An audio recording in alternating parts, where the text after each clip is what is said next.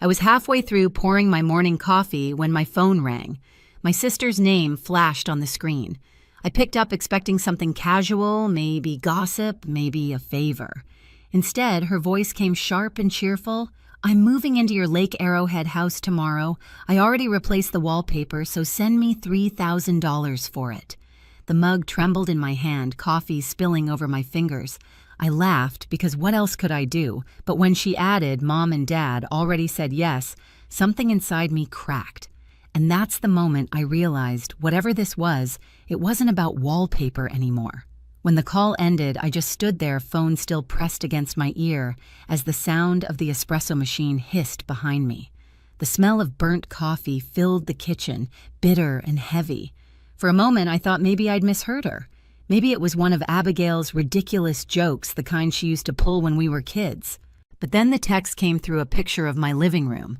The wallpaper torn down, the caption reading, "Looks better already." My hands started shaking. I called her back, but it went straight to voicemail. So I did the one thing I shouldn't have done. I called my mother. "Mom," I said, trying to sound calm, "Abigail just told me she's moving into my Lake Arrowhead house. Please tell me that's not true." There was a pause. Then my mother's voice, smooth and dismissive. "Yes, honey. She mentioned it.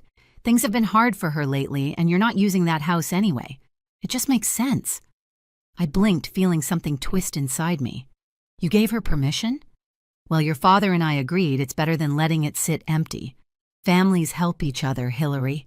Don't be so dramatic." That word dramatic, I'd heard it my whole life. Every time Abigail crossed a line, every time I dared to protest, I could almost hear my father in the background mumbling, "She's overreacting again." I bit my lip until I tasted blood. "Mom." She changed the wallpaper without asking me. "Oh, please," she sighed. "She has good taste. It'll make the place feel warmer. Besides, you can always change it back." I didn't respond. I just listened to the clink of dishes in the background, to my mother's easy tone, as if what she'd done wasn't trespassing, wasn't betrayal. When I hung up, I stared at my reflection in the dark glass of the kitchen window. Behind me, Los Angeles glowed tiny golden lights scattered over the hills. My apartment had always felt safe separate, but suddenly it felt invaded too. Abigail had always been the kind of person who took and expected applause for it. My parents had always enabled it. I could still remember being 16, saving up for months to buy my first car. Abigail borrowed it just for the weekend. 3 months later, she returned it with scratches down both sides, the gas tank empty. Mom's words still rang in my head. She didn't mean it. "Hillary, be kind. She's your sister." I had been kind over and over again.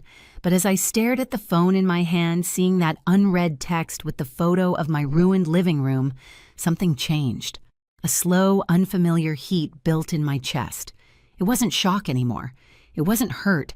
It was the quiet, precise anger of someone who'd finally run out of grace. And I had no idea yet just how far I was willing to go to get my house back. By sunset, I was already on the highway to Lake Arrowhead. The traffic thinned as the city lights faded behind me, replaced by long stretches of pine trees and the hum of the tires against the asphalt. I kept replaying the conversation in my head, every word from my mother's voice, like a match striking the same wound. "Families help each other, Hillary. Don't be so dramatic." The farther I drove, the more that phrase began to rot in my chest. When I finally turned onto the familiar narrow road that curved around the lake, the air smelled like pine and cold water. I'd always loved this drive. It used to mean peace, quiet, my own space to breathe. But when I pulled up to the gate and saw the porch light glowing, my stomach dropped. I never left the light on. The curtains were different too, checkered, not white. Someone else's taste. I parked and sat there for a full minute, gripping the steering wheel, trying to believe it wasn't real. Then I unlocked the door with my own key. The first thing that hit me was the smell. Paint and glue, fresh, sharp, invasive. The living room, that once had soft beige walls, now screamed with gold patterns that shimmered under the light like bad hotel decor. My furniture was pushed aside. My favorite reading chair, the one I'd carried up those stairs myself, was covered with a floral blanket that wasn't mine. I moved through the house slowly, every step heavier than the last. In the kitchen, a spice rack had been screwed directly into the wall. crooked.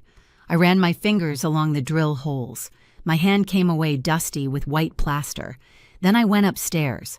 My study door was half open. I hesitated before pushing it as if the air behind it could burn. And when I saw it, I forgot to breathe. The walls were pink, not soft or pastel, neon bright enough to sting my eyes. My desk was shoved to the corner, books thrown in boxes, my framed photos stacked face down. It felt like walking into a stranger's house wearing my skin. I pressed my hand against the door frame, my pulse hammering in my throat. I wanted to scream, but nothing came out. That's when I saw it, a small white dome in the corner of the ceiling. The security camera. 3 months ago, before leaving for a long project, I'd installed cameras inside the house, just in case. Back then, it felt unnecessary, maybe paranoid. But now that tiny lens was the only thing that made my knees stop shaking. I pulled out my phone, logged into the system, and scrolled through the saved footage. It loaded slowly, frame by frame, until finally there she was. Abigail, walking through the front door with the spare key, laughing on the phone with someone, Mom. She waved in a few contractors pointing at the walls. Tear this down, paint that pink. It's going to be perfect for us. Her voice filled the quiet room through my phone speaker. Sophie will freak out, but once we move in, it's ours. I stood frozen, watching her smile on the screen like it was a home renovation show, except the house was mine. And as I stared, the anger inside me finally went cold. Not the kind that burns, the kind that focuses. I backed up every file, labeled each folder carefully: living room footage, kitchen, upstairs hallway. Then I sat on the edge of the desk, the pink wall glaring behind me, and whispered to the empty room, "You made the wrong move this time." By the time the first light crept through the window, I hadn't slept a second. The house was silent, the kind of silence that hums in your bones. I sat at the kitchen counter laptop, opened every camera file downloaded, and backed up twice, one in cloud storage, one on an external drive. Beside it lay a neat stack of photos I'd taken: the gold wallpaper, the drill holes, the pink walls.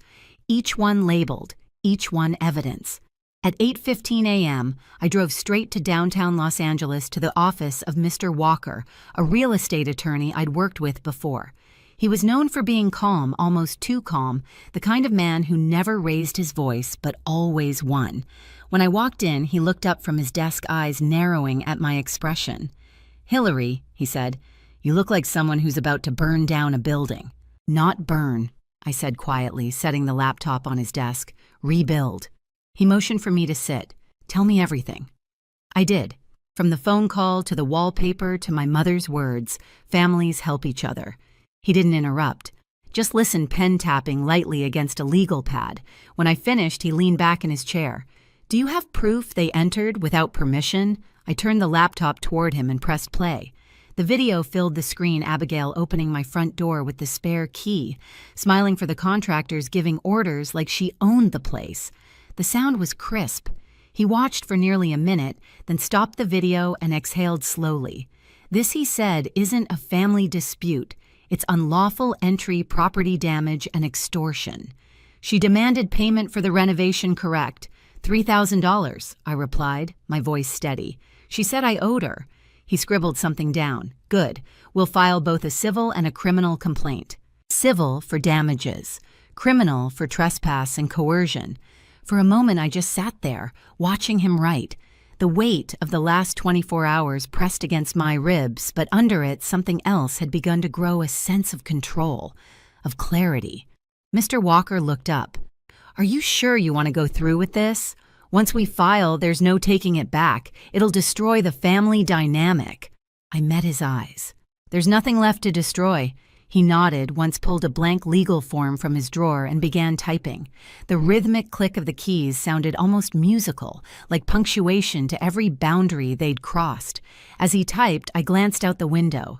Down on the street, people were moving through their lives, coffee cups in hand, unaware that mine had just shattered the day before.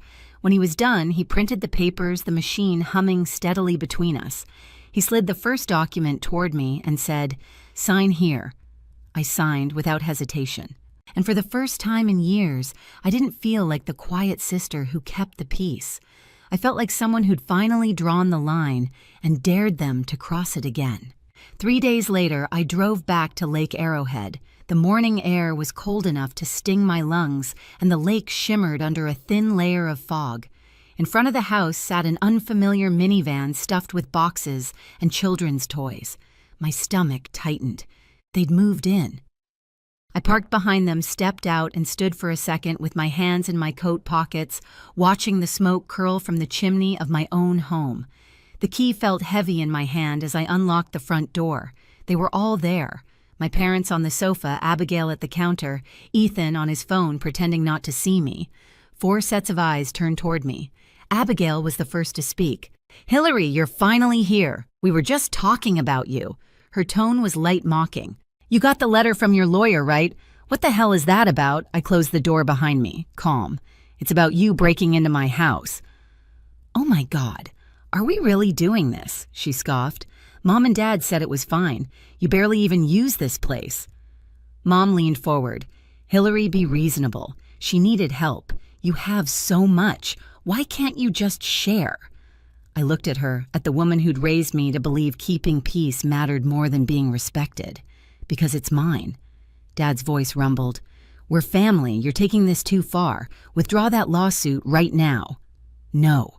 Abigail crossed her arms. "We already moved in. It's done. We spent money fixing it up, made it better. You should be thanking us." That made me laugh. I took the folder from my bag and placed it on the coffee table. "You want to talk about money? Here's something you should see." She frowned, flipping through the first few pages, copies of the property deed title certificate and a contract signed 3 months ago. "What is this? A full renovation project I approved and permitted with the city," I said evenly. "Demolition starts tomorrow morning at 9. The room froze. Abigail blinked, her voice cracking. "Demolition? You're kidding." "Do I look like I'm kidding?" I stepped closer. "Everything you see here, the wallpaper, the paint, the furniture you brought, it'll be gone by tomorrow. Rubble." Mom's hand flew to her mouth. "Hillary, this is insane," Dad muttered.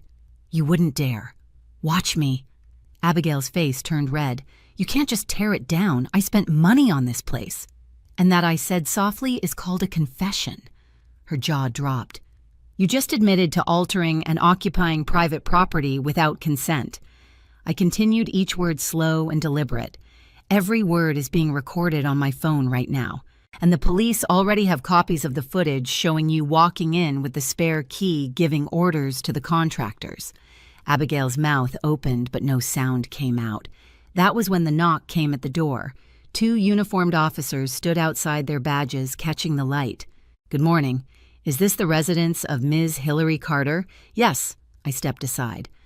"We're here regarding a criminal complaint, unlawful entry, and property damage. We need to speak with Ms. Abigail Collins." My mother shot up from the sofa. "This is outrageous. You can't just barge in here." The officer's tone remained calm. "Ma'am, please step aside. The house belongs to Ms. Carter. Everyone else is required to vacate immediately until the investigation concludes." The color drained from Abigail's face. No, please, this can't be happening." She turned to me, voice trembling. "Hillary, we're sisters." I looked at her, the same woman who'd laughed on the phone while tearing down my walls. "You should have remembered that before you stole from me." As the officers escorted her toward the door, Ethan stood frozen, pale, and silent. When she passed him, she snapped, "Say something." He didn't. He just whispered, "You lied to all of us." Outside, I heard her voice rising, begging, then fading into the distance as the police car pulled away. Inside, the silence was heavier than before. My parents stared at me, disbelief written all over their faces. Mom finally spoke, tears streaking down her cheeks. "You've destroyed your own sister's life." I met her eyes. "No, Mom, she destroyed it herself." Dad took a step forward, voice shaking with rage. "We raised you better than this. Then you should have taught me boundaries, not obedience." I turned away, picked up my folder, and walked to the front door. Before stepping out, I said quietly, "Construction starts at 9. You might want to remove anything sentimental before then." I left them standing there in the wreck of what they'd built a family that called theft, love, and control care. When I reached my car, the first demolition truck was already coming up the hill, its yellow lights flashing in the fog. I rolled down the window, watched it stop at the gate, and told the driver, "Tomorrow, 9 sharp." No delays. He nodded. As the engine growled to life, I felt something loosen in my chest. For the first time, the word family didn't make me flinch. It made me stronger. And when the truck disappeared around the bend, I smiled to myself because the house wasn't the only thing being rebuilt. The next few months passed like quiet thunder. Abigail's case moved faster than anyone expected. The footage spoke louder than tears, and the law didn't care about family drama, it cared about proof. When the verdict came, the courtroom felt colder than any mountain air I'd ever breathed. "Guilty," the judge said simply. Abigail got 3 years of probation plus $85,000 in damages. Ethan filed for divorce a week later, taking full custody of their kids. My parents sat in the gallery, faces blank, as if the world had shifted under their feet. News spread through our small circle like wildfire. People whispered about the sister who pressed charges, about the golden child who fell. My mother stopped returning calls. My father refused to look me in the eye. I didn't care. I'd spent too long shrinking myself to make them comfortable. 9 months later, the house stood again. New frame, new walls, all traces of their intrusion erased. Floor-to-ceiling windows reflected the lake open and clean. No gold wallpaper, no pink paint, just light and air. One evening, as the sun bled into the water, I received a message from a cousin Abigail's working nights at a fast food place. "Living in your parents' basement." I read it once, then deleted it. Justice doesn't roar. It hums quietly, steady and certain, like the sound of the lake outside my window. And in that calm, I finally understood revenge isn't fury. It's peace. Sometimes I still drive up to the lake before sunrise, just to watch the light crawl across the water. That house isn't just walls. It's proof that silence can be louder than rage, and that boundaries can be rebuilt stronger than before. People say revenge changes you. Maybe it does. But for me, it simply returned what they took peace. If this story hit home, share it. Someone out there needs to hear that it's okay to fight back quietly and completely.